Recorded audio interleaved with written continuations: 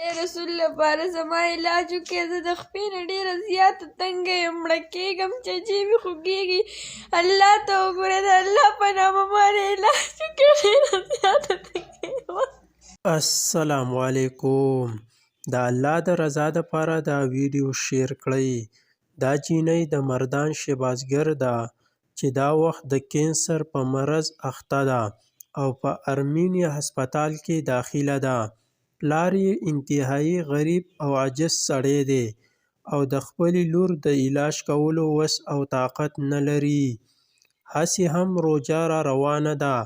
تاسو ټول زکاتونه او خیراتونه ورکوئ، نو د خدای دپاره د دې ماشومې د پلار مدد وکړئ او د دې ماشومې ژوند بچ کړئ.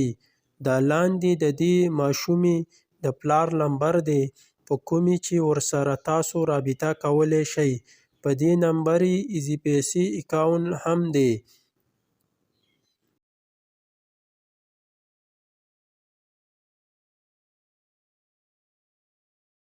او د موبایل نمبر یې هم تاسو ته وایم